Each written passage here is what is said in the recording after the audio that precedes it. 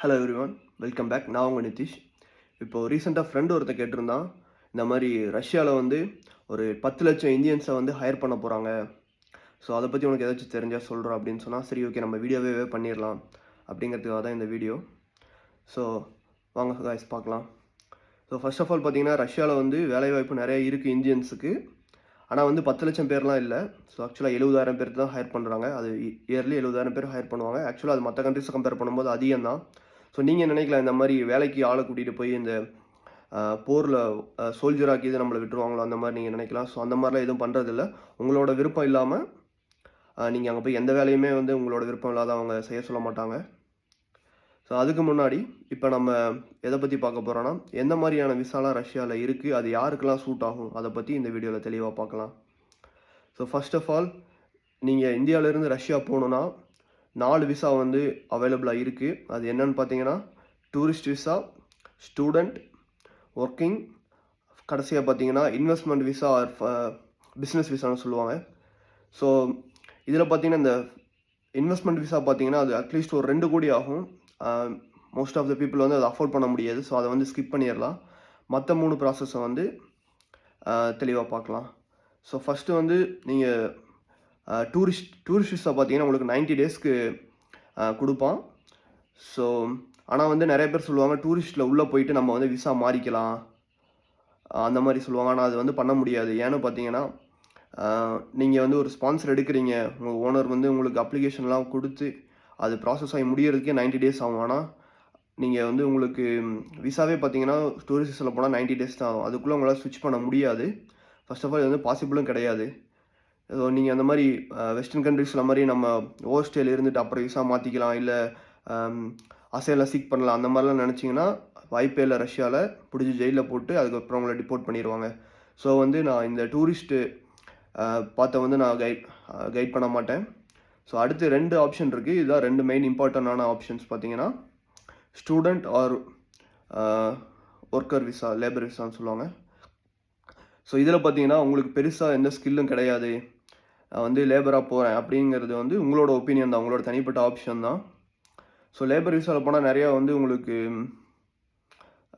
Negative இருக்குது. என்னென்னு பார்த்தீங்கன்னா, நீங்கள் வந்து இப்போது ஒரு கம்பெனியில் வந்து உங்களுக்கு ஸ்பான்சர் கொடுக்குறான், அவங்கள வந்து ரஷ்யாவில் வந்து வேலைக்கு எடுக்கிறான் அப்படின்னு பார்த்தீங்கன்னா, உங்களுக்கு வந்து 4 இயர்ஸ்க்கு விசா கொடுப்பாங்க. ஆனால் சம்பளம் பார்த்தீங்கன்னா ரொம்ப கம்மியாக தான் இருக்கும். ஃபர்ஸ்ட்லி வந்து ரொம்ப கம்மியாக இருக்கும். ஒரு 70,000 அந்த மாதிரி தான் வந்து உங்களுக்கு ரஷ்யாவில் வந்து உங்களுக்கு வேலை கிடைக்கும். அதே மாதிரி 4 இயர்ஸ்க்கு வந்து உங்கள்கிட்ட அக்ரிமெண்ட் போட்டுருவான். இப்போ வந்து ஒரு கம்பெனிக்காரன் உங்களுக்கு ஸ்பான்சர் கொடுக்குறான்னா வந்து அந்த 4 இயர்ஸ் அவங்ககிட்டயே நீங்கள் வேலை செய்யணும் தான் அவன் எதிர்பார்ப்பான். அதே மாதிரி வந்து கான்ட்ராக்ட்லேயே இருக்கும். சம்பளம் வந்து நம்ம வந்து ஹையர் பண்ணி சம்பளம் வந்து நம்ம ஏற்றி கேட்க முடியாது.